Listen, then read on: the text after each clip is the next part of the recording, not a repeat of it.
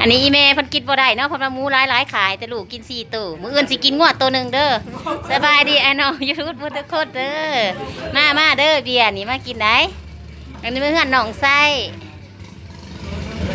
เฮือนเสียไส้คนรอคนงามแต่ก็มากับเฒ่าท่องใบเนาะมาในผมกับพวกเบิดทุกคนเนาะนี่เนาะหน้าคอมตากันเบิดทุกคนเด้อ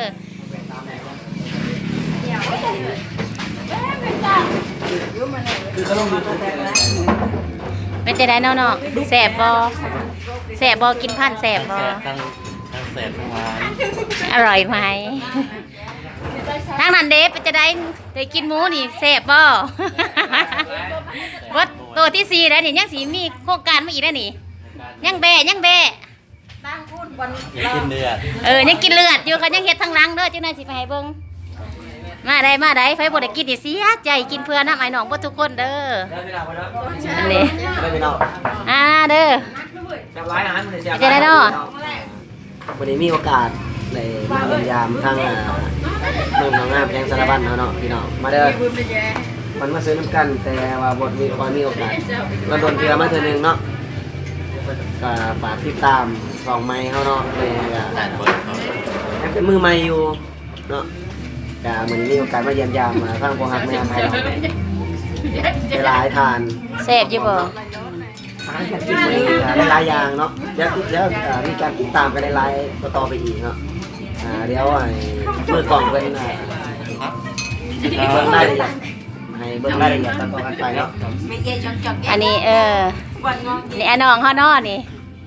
ผู้บ่าวเรางามเด้อคันอยากกินอยากแซ่บอยากนวดมาหาเด้ออย่าเรางาม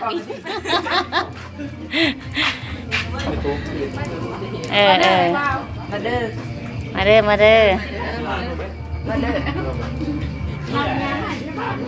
บื้อด้ามิร้านผดบ่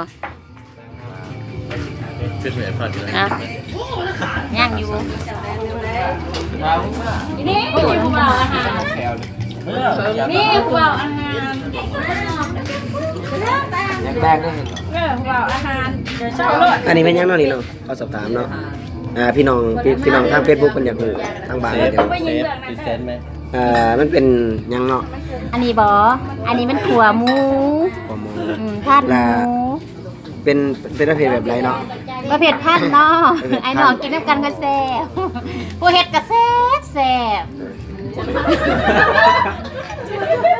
บ่แซ่บมันก็สิบ่ได้กินเนาะเบิดแต่ฟังยังฟังนี่มื้อนี้พี่น้องติดตามมาแต่ไสน้องมื้อนี้เนาะติดตามมาจากเรางาม มื้อนี้เฮาเยี่ยมยามเรางามแม่นบ่โดยมาตีพี่น้องเอ้ยอยู่เฮ็ดหยังยังขี่ย่นบ่พันมาหอดยังขี่ย่นบ่ขออนุญาตมาไว้ๆแน่นี่แม่นไอ้น้องทางบ้านยังก็ขอสอบถามเนาะหลายบาทเนาะแต่ว่าปัจจุบันนี้อยู่บ้านเอิ้นบ้านยังเนาะ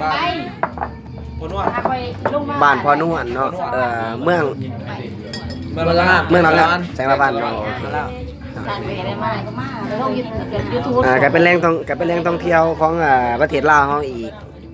แหล่งนึงเนาะที่มีความสวยงามตามธรรมชาติเนาะถ้าว่ามีผู้ใดสนใจหรือว่าพี่น้องทาง YouTube บ่ประเทศไหลเนาะไอ้น้องเฮาทางลาวงามหรือว่าบ้านพอ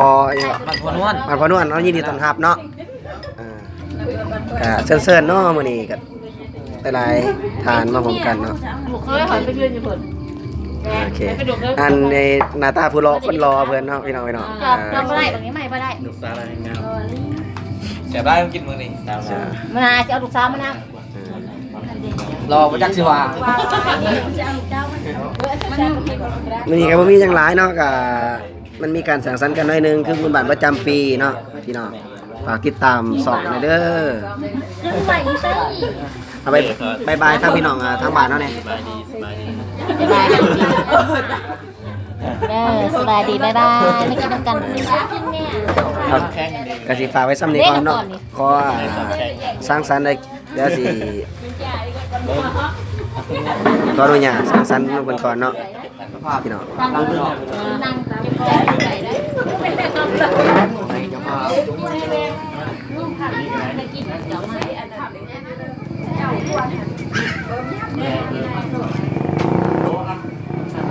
ไม่ต้องนั่งดูนะค่ะมาขัดกล่อง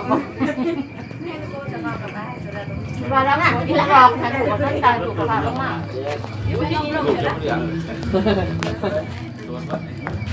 ภาพดีเงียบจบละ